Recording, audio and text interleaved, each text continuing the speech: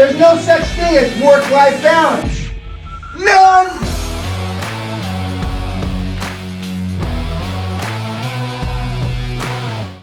Just fucking do it. Subscribe now.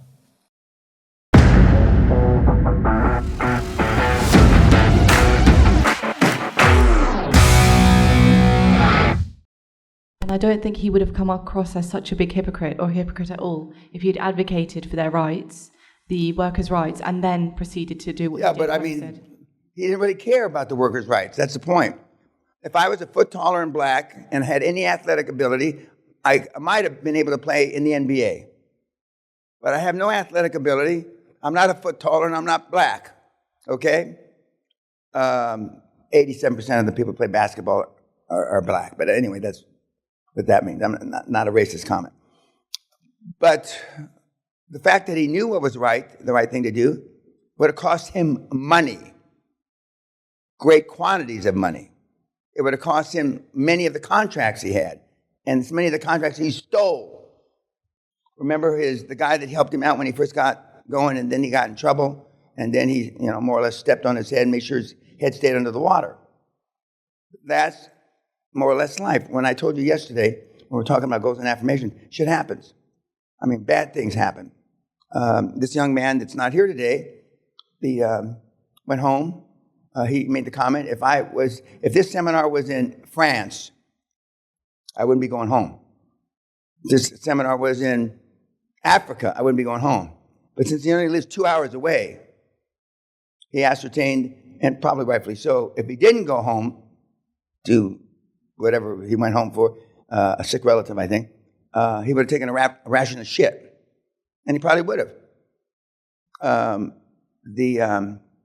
So we know, almost always we know, generally speaking, unless we're really delusional, what's the more or less right thing to do.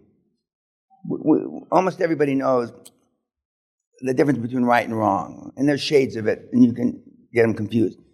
So we pretty much know. Unfortunately, the choices you're going to have to make aren't going to be that clear cut. That's why I tell you, if you follow the templates, 99% of the time, I've already made a decision for you. And the reason you don't follow, one of the reasons, other than you're disorganized, lazy, blah, blah, you don't follow the templates is because on a moral basis, you don't agree with what the template says. All the templates are moral, legal, and ethical. Every fucking one of them. But the real you comes out when you're trying to buy a business from a 75-year-old couple that aren't that bright. And they don't want to use a lawyer. And they say, whatever you, just put it down, I'll sign whatever you give me. That's a conundrum. That could be considered a moral dilemma. It's your first deal that you haven't done yet. They say, put whatever you want down and I'll sign it. You push out interest, 100% seller finance, interest in principal 35 years from now? What do? Or does Marcus leave them a loaf of bread and a can of peanut butter to make sure they can eat the next couple of days? And these things really happen, for real.